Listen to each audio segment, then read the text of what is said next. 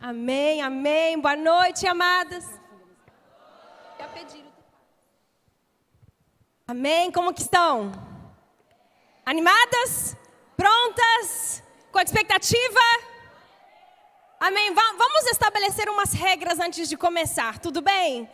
Vocês não me conhecem, a minha primeira vez aqui nesta casa, mas vamos estabelecer algumas regras. Regra número 1, não é permitido ficar calada. Quem ficou calado já quebrou a minha primeira regra, gente. Primeira regra é que não pode ficar calada, sabe por quê? Porque na minha mente, uma boca aberta é uma boca receptiva. Então, quem está receptivo à palavra de Deus vai dizer amém. Eita glória, se você é da assembleia, o que é? Manto, ou terra, ou sei lá como que falam. Mas você tem que responder a palavra de Deus hoje à noite, amém? Oh, agora chegaram. Agora estão aqui, amém? Essa é a minha única regra, gente, só isso. Só a regra número 1, mas antes de começar eu quero agradecer e honrar aos apóstolos da casa, a apóstola Neias, a apóstola Dani. É uma honra e um privilégio para mim estar aqui com vocês hoje. Eu reconheço o privilégio que é ministrar do seu altar, ministrar do seu púlpito. Quero agradecer a eles, ao time de liderança que organizou a conferência toda. Muito obrigado pelo privilégio que é estar na sua casa. E eu creio, tenho expectativa que Deus fará coisas sobrenaturais. Amém? Amém. Abre suas Bíblias comigo em Atos capítulo 2. Atos 2. Estamos fechando a conferência. E como a apóstola disse antes da gente vir para cá, fechando com chave de ouro. E não há melhor lugar de fechar com chave de ouro do que em Atos 2. Você já chegou em Atos 2? Amém. Quero que todo mundo leia junto comigo, não apenas me ouça lendo. É importante que você leia a sua Bíblia, que você veja as palavras que estão escritas lá. Amém. Atos 2. E a gente pode, eu vou só tirar assim um pouquinho para cá, porque senão minha camisa fica voando aqui. Atos 2. Chegaram lá? Amém! Chegando o dia de Pentecostes, estavam todos reunidos num só lugar. De repente, diga de repente, veio do céu um som, como de um vento muito forte, e encheu a casa toda na qual estavam assentados. E viram o que pareciam línguas de fogo, que se separaram e pousaram sobre cada um deles. Todos, diga todos, ficaram cheios do Espírito Santo e começaram a falar em outras línguas, conforme o Espírito os capacitava. Versículo 5. Havia em Jerusalém judeus, tementes a Deus, vindos de todas as nações do mundo. E ouvindo-se o som, ajuntou-se uma multidão que ficou perplexa, pois cada um os ouvia falar em sua própria língua. Versículo 7. Atônitos e maravilhados, eles perguntaram: acaso não são galileus todos esses homens que estão falando? Então como é que ouvimos a cada um de nós em nossa própria língua materna? Partos, medos e elamitas. Ele continua falando de muitos países que eu não vou pronunciar nenhuma certo. Pula para versículo 12. Atônitos e perplexos, todos perguntavam uns aos outros: que significa isto? Mas versículo 13, presta atenção. Alguns, todavia, zombavam deles. Diziam: eles beberam vinho demais. Fecha seus olhos, vamos orar. Senhor, te agradecemos por esta noite, te agradecemos pelo privilégio, pela honra que é ouvir a palavra pregada. Nós reconhecemos que é um alto privilégio ter a oportunidade de estarmos reunidos, ouvindo a tua palavra pregada, recebendo daquilo que o teu Espírito tem a nos dizer. E hoje, nesse momento, cada um de nós tomamos um segundo para abrir nosso coração, para preparar o nosso espírito para aquilo que você tem a dizer, para as instruções que você tem para cada um, para as correções que o teu espírito tem a nos dar. Estamos prontas, estamos dispostas, estamos atentas àquilo que o Senhor dirá nesta noite. Em nome de Jesus, e a igreja diz: amém. Agora eu não quero falar de mim, porque não importa quem eu sou, o que importa é a palavra de Deus. Então, vamos pular essa parte de introduções, vamos direto na palavra, amém? Meu nome é Hannah, amém? Prazer, amo vocês, vamos lá. O Senhor me deu esta palavra na quarta-feira. Eu estava fazendo o meu estudo diário da palavra, só lendo Atos, quando eu cheguei nesse ponto. E na quarta-feira, geralmente eu acordo mais cedo, para que eu possa ter um tempo com o Senhor sem os meus filhos me incomodar, ou me pedir alguma coisa, ou sei que mais, vocês sabem como é, né? Então eu acordo um pouquinho mais cedo, para que os meus filhos não venham me pedir café da manhã, ou isso, outro, para que eu tenha o meu tempo em paz. Mas nesse dia, glória a Deus, os meus filhos acordaram cedo junto comigo. E eu, ok, amém. Mas eu não ia deixar o meu tempo com o Senhor. Então eu falei, vocês acordaram cedo. Não era para ter acordado. Então senta aqui, você vai me ouvir lendo para vocês Atos 2. Meus filhos, a Sofia, ela fez 7 ontem. Meu filho Judá, ele tem 6. Vai fazer 6, tem 5, desculpa. Tem 5. Então eles sentaram ali junto comigo. E eu comecei a ler Atos 2 para eles. E são crianças, então eu tento ler, sabe, de forma que eles vão entender, não tipo adulto bem, mas eu, e de repente, assim, fazendo todo um teatro para uma criança entender Atos 2, né? Mas lendo a palavra em voz alta, e eu sou crente a vida toda, nasci em lar cristão. Li e ouvi Atos 2 pregado, quem sabe quantos milhares de vezes já. Mas nesse dia, lendo em voz alta para meus filhos pequenos, algo veio para minha mente. O Espírito Santo revelou algo novo para o meu coração. E lendo versículo 7 e depois 13, o Espírito Santo me mostrou algo que eu nunca tinha visto antes. Quantos de vocês sabem que a palavra de Deus, ela é viva e ela é eficaz? O que isso significa? Uma palavra viva. Significa que você pode ler João 3,16 1 milhão de vezes. E ainda 1 milhão de vezes depois vai ter revelação nova e fresca para você. Vai ter algo novo para você, porque ela é viva. Tem tantas camadas de revelação. Eu acho que a nossa mente humana nem consegue chegar na profundidade, na abundância que é a revelação da palavra de Deus. Então lá a gente lendo Atos 2. E o Espírito Santo me mostrou algo que eu nunca tinha visto antes. E eu parei no meio da leitura para os meus filhos e falei, Sofia, Judá, vocês entenderam o que a gente acabou de ler? E eles me olhando tipo, não, mãe, explica. E eu falei, o Espírito Santo acabou de me mostrar 2 grupos de pessoas nessa passagem. E claro, é Atos 2. Então, a maioria das igrejas vão focar no fato que o Espírito de Deus acabou de ser derramado sobre a igreja. E glória a Deus por isso. A gente se alegra, a gente pula, a gente dança, a gente ora, nos alegrando no que aconteceu no dia de Pentecostes. Mas nesse dia o Espírito Santo me mostrou algo que não tinha nada a ver, nem com o dia de Pentecostes.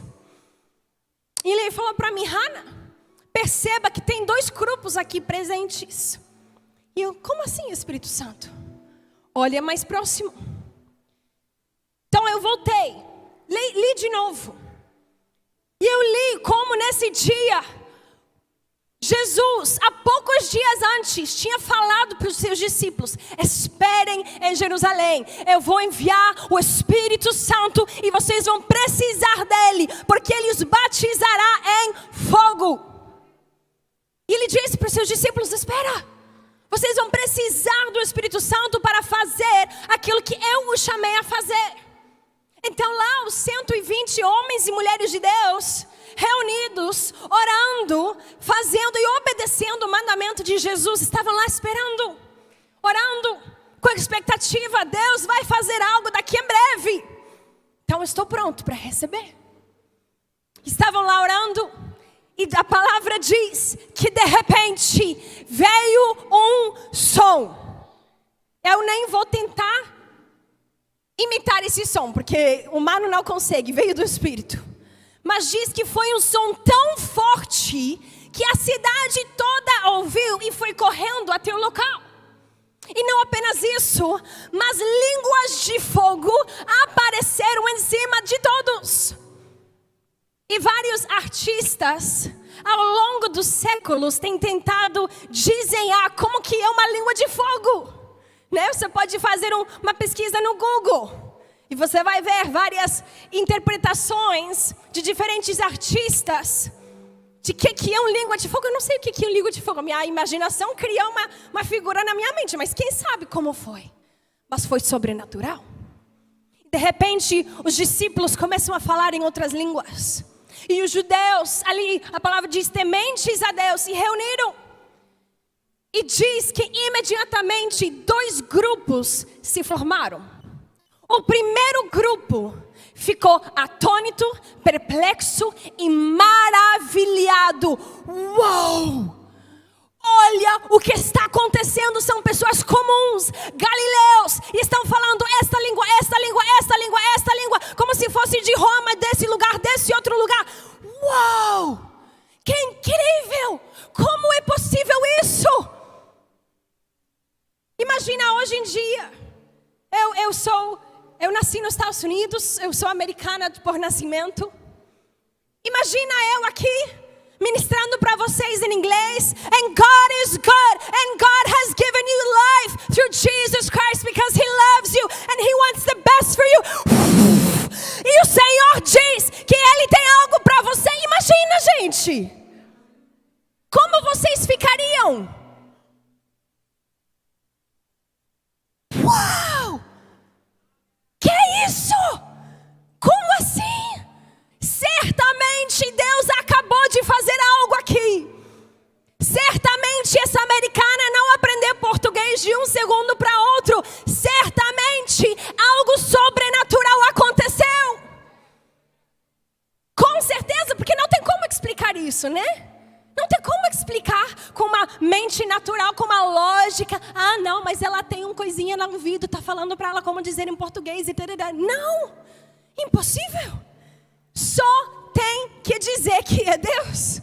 Só tem como dizer é algo sobrenatural, fora de uma explicação humana que acabou de acontecer. Esse é o primeiro grupo. Mas aí vem o segundo grupo. Que em versículo 13 diz: alguns todavia zombavam, dizendo: ah não, estão bêbados. Mas presta atenção no que esse versículo tão pequeno implica. Veja, judeus são tementes a Deus. Judeus seguem a lei judaica, a lei de Moisés. Não é permitido ficar bêbado debaixo da lei de Moisés. Ainda mais para levitas, era pecado ficar bêbado. Ainda mais tão cedo de manhã. Estão comigo? Então algo sobrenatural, como o dia de Pentecostes, o derramar do Espírito, acabou de acontecer. E ainda tem um grupo de pessoas que dizem: ah não, isso é comum. Lá no bar tem pessoas bêbadas também. Ah, isso não é nada de Deus. Não, isso não é nada sobrenatural, não.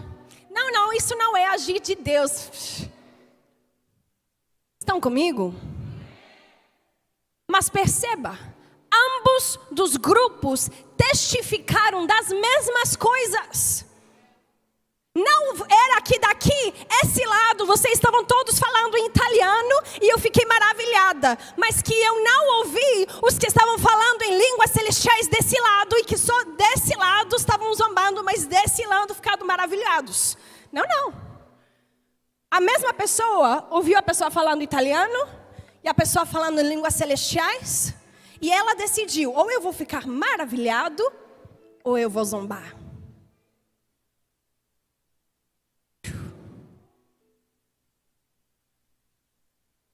Então a minha pergunta hoje à noite é: a qual grupo você pertence?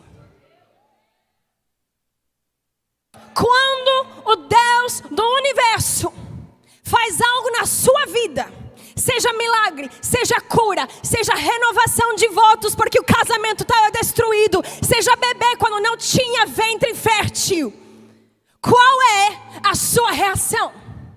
Ah não, mas isso foi médico que me tratou, que me cuidou, que me deu vitamina. Eu orei, claro, mas foi o médico que me ajudou a ter o bebê. Ah não, claro, assim a gente casou, estamos juntos, mas a gente foi para aconselhamento, isso outro, o terapeuta nos ajudou, tarará. Estão comigo? Quantas vezes a gente reage para uma coisa que temos pedido a Deus fazer, mas tratamos como se fosse comum ou qualquer, ou ainda pior, zombamos. A palavra zombar, se você buscar no Google sinônimos, vai encontrar desprezar, menosprezar, desonrar. Eu não sei você, mas eu não quero ser do grupo que zomba a Deus, não.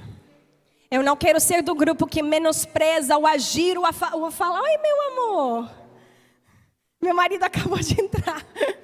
É conferência de mulheres, mas não falar para ninguém, tá? Eu vejo outros homens aqui, tá tudo bem. Agora eu perdi o meu lugar.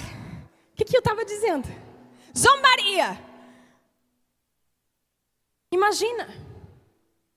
Eu não sei você. Tipo, eu não vou falar para vocês.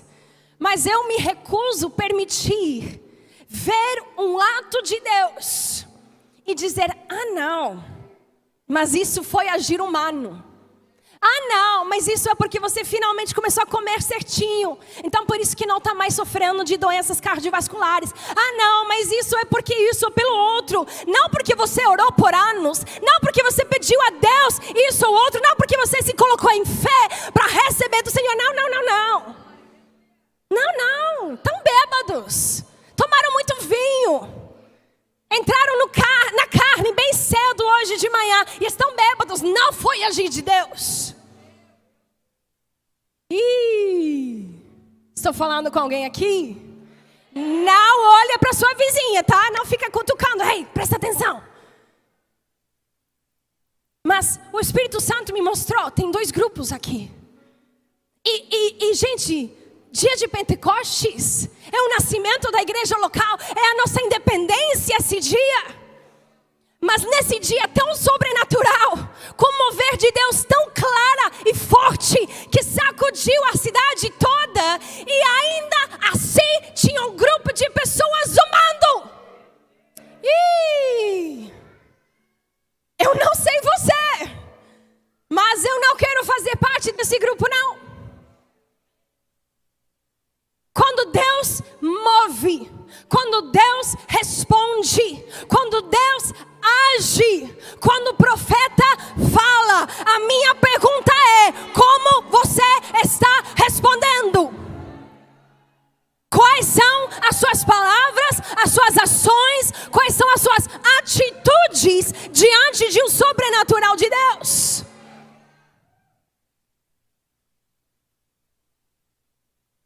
E só você sabe, porque entre você e Deus, só quem vê o teu coração é o Senhor. Mas Ele sabe. Ele não é estúpido não, queridos. Ele não é tolo não. Ele não é ignorante não, Ele vê. A palavra diz que Ele vê as profundezas do nosso coração. Nada é escondido diante dos olhos de Deus. Nada é escondido diante dos olhos de Deus. Aleluia. Então no dia de Pentecostes, 2 grupos. Um grupo maravilhado. Uau. E a palavra diz que ficaram se perguntando: o que isso significa? O que isso deve mostrar para nós? Certamente Provavelmente corações com expectativa farão a mesma pergunta. Uau! Essa criança nasceu depois de 12 anos de ser infértil. O que isso significa? Que tipo de homem ele vai ser? Como será no futuro? Uau, essa igreja nasceu do nada e cresceu do nada. Como o Senhor está preparando algo sobrenatural. Oh, vamos ver o que vai vir. Vamos ver como vai ser daqui para frente. Mas pelo outro lado, porque sempre vai ter dois grupos. Sempre vai ter. Não importa quão sobrenatural é o agir de Deus, sempre haverão dois grupos. Como assim? Dia de Pentecostes e tinha um grupo zombando. Gente, vocês estão comigo? Eu estou pregando aqui para vocês. Espero que você está recebendo. Não importa quão sobrenatural o agir de Deus, sempre haverão dois grupos. Na história lá em Lucas, de Lázaro e o homem rico. O homem rico morreu, foi para o inferno. Lázaro, o pobre, morreu, foi para como que chama? Abraham's bosom. Seio de Abraão, obrigada. Eu sei em inglês e... Preciso essa interpretação também. Foi para o seio de Abraão. E Jesus, contando esta história, ele diz... O homem rico pediu para Abraão: Abraão, por favor, manda Lázaro para vir e me ajudar um pouquinho aqui. E Abraão disse: querido, não é possível. Tem uma brecha entre nós e vocês que é impossível cruzar. Então o homem rico, não mais pensando em si mesmo, agora pensando nos que ainda vivem, diz então: por favor, faça Lázaro ressuscitar para ir e pregar para os meus irmãos, para que eles não venham para esse lugar de tormenta. E Abraão disse: não importa se alguém ressuscitar dos mortos, eles não vão ouvir. Não importa. Não importa. Não importa quão sobrenatural o agir, ainda haverão aqueles que dizem: não foi Deus. Isso é só uma coisa natural. Mas eu posso atribuir isso para um agir de homem. Mas eu posso atribuir aquilo por isso ou por o outro. Estão comigo? Jesus está fazendo algo hoje à noite, amados. Ele está agindo nesta noite. Ele está tocando corações. Uns, mais uma vez, ficaram atônitos, perplexos, maravilhados, enquanto outros zombaram, ridicularizaram e desprezaram. Com qual lente você irá discernir as coisas de Deus? Com quais óculos você irá ver um agir de Deus e responder? E aqui, ainda aqui, poderão haver dois grupos, mas não no Ministério Novo Vinho. Aqui não. Aqui só tem o grupo de fé. Aqui só tem o grupo que acredita que é o Senhor, que segue a palavra, que é cheio de fé, amém?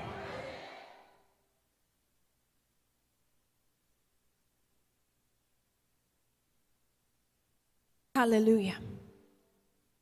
Se você continuar lendo, lá em Atos 2, logo depois, o apóstolo Pedro, ele se levanta para ministrar. E quando o apóstolo se levanta para ministrar, ele não repreendeu o grupo que ficou maravilhado, mas ele prontamente se levantou e corrigiu a perspectiva daqueles que acharam que estavam bêbados. E o que ele disse? Ele se levantou e disse: não! Gente, não. Eles não estão bêbados como vocês estão achando. Isso é o cumprimento de uma profecia. Isso é um agir de Deus, que o profeta Joel, centenas de anos atrás, profetizou, e que o Cristo, o Messias, nos prometeu. Presta atenção. profetas somente são necessários quando o povo de Deus menospreza o agir de Deus. Então o Senhor levanta um profeta para corrigir o povo e alinhá-los de novo a seu plano e propósito. Veja, se o povo de Deus fosse sempre obediente e bonitinha e sensível à sua voz, não seria necessário profetas. Não seriam necessários. Por quê? Porque o povo é obediente, o povo é sensível, o povo obedece. Mas o Senhor levanta profetas quando é necessário corrigir, porque o povo saiu de linha e começou a desprezar, menosprezar, diminuir o valor daquilo que Deus está fazendo. Isso é uma mensagem para este ministério. Presta atenção para os profetas que o Senhor tem levantado para você. Presta atenção para os homens e mulheres de Deus que o Senhor tem colocado nesta casa para ministrar as suas vidas, para corrigir sim as suas vidas e sim alinhá-los ao plano de Deus para as suas vidas. Mas o que acontece uma e outra vez? E a gente vê isso na palavra de Deus, de Gênesis até Apocalipse. O povo não gosta de profeta. O que eles fazem com profetas? Então o que Deus faz? Levanta outro.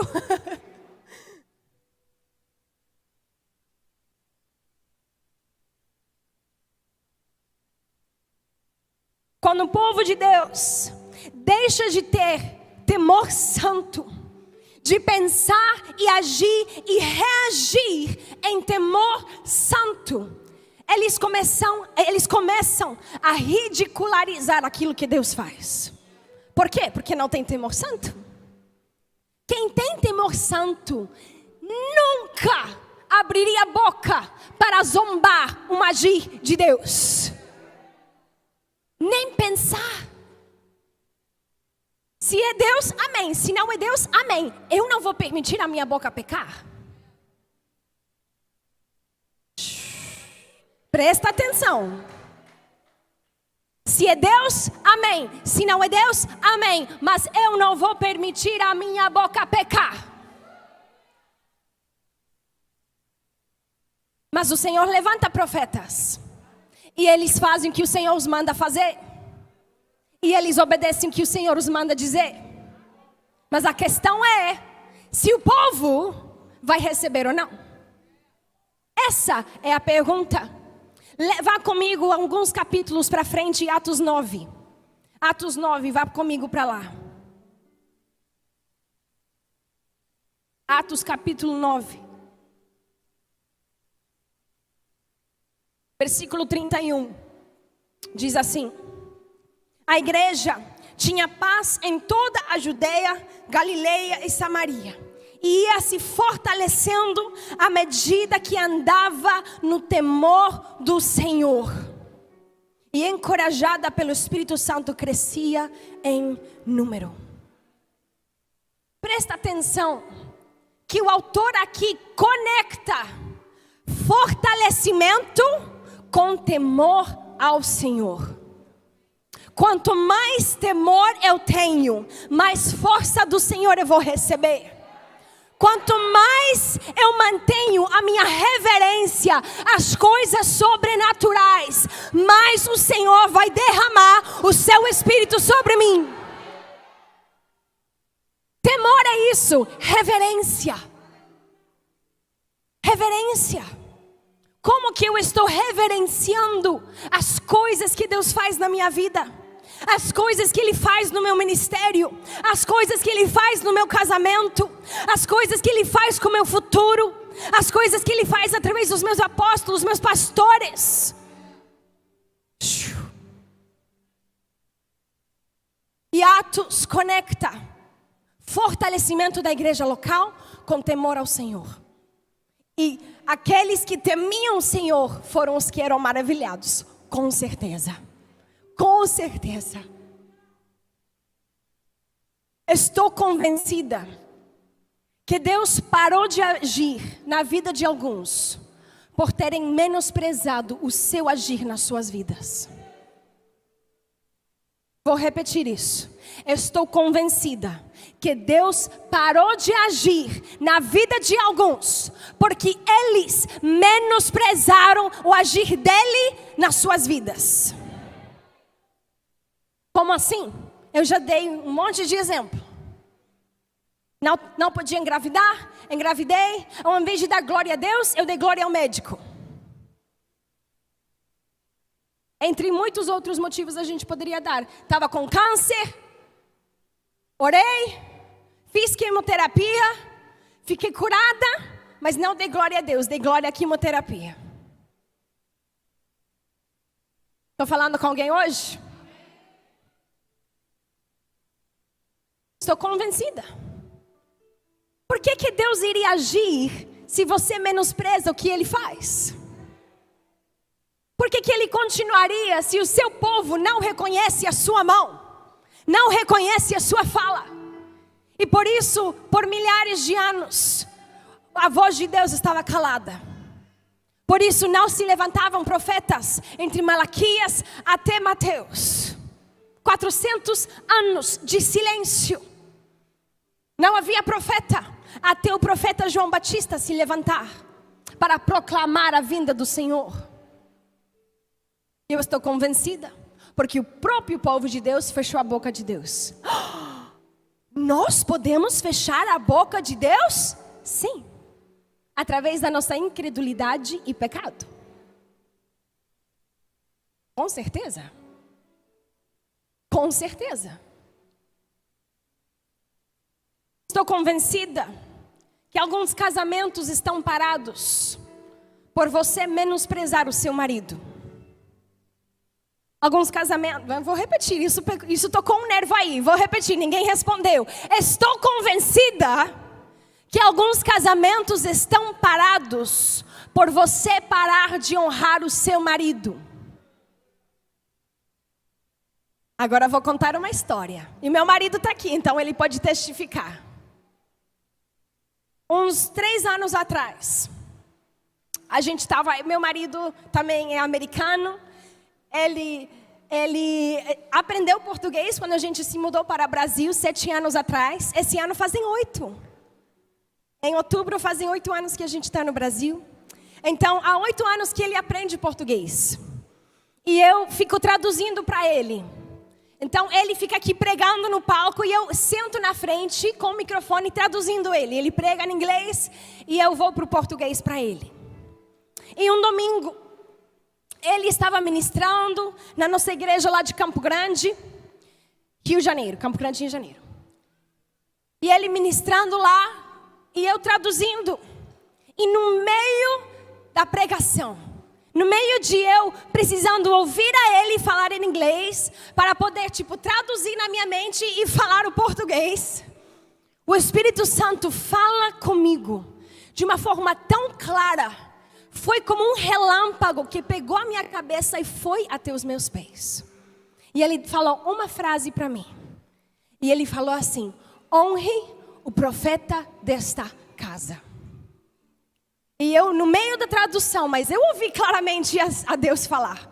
Claramente ouvi a sua voz. E ele disse só isso: honre o profeta desta casa. E eu sabia instantaneamente que ele estava falando para meu coração sobre o meu marido. Dizendo: Hannah, honra a ele, não apenas como seu marido, não apenas como seu amigo, não apenas como seu amante, não apenas como uma pessoa que é o pai dos seus filhos, mas honra a ele como um profeta, e não apenas um profeta qualquer, mas o profeta da igreja United, que é o nosso ministério lá no Rio. Honre a ele como um profeta desta casa. E em um instante, o Espírito de Deus tanto me ama, me encoraja e me corrige com uma frase. E em 1 minuto, eu não precisei passar horas e horas em gabinete pastoral para que eu possa mais uma vez honrar o meu marido. Mas em 1 minuto o Espírito me corrigiu. Porque eu estava andando em frustrações com meu marido por diversos motivos. O mais principal é que ele é um apóstolo também, como vocês têm aqui apóstolos. Ele tem visão que é além do que eu posso ver. E às vezes é difícil para mim entender o que Deus colocou no coração dele. Eu vou chorar por você estar aqui. Por que você está aqui? Você está me fazendo chorar, amor. Desculpa. Preciso ser sofisticada para pregar e não chorar aqui no altar. Mas ele tem visão que eu não tenho. Ele vê coisas que eu não vejo. E às vezes isso causava um problema no nosso casamento, na nossa comunicação, porque ele falava para mim, não vejo isso, vejo o outro, quero fazer isso, quero fazer o outro.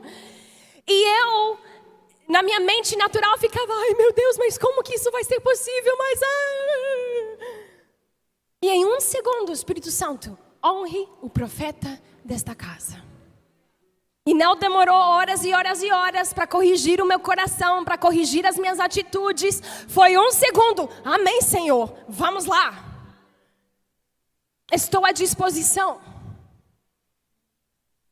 E eu quero falar de casamentos, principalmente para vocês mulheres.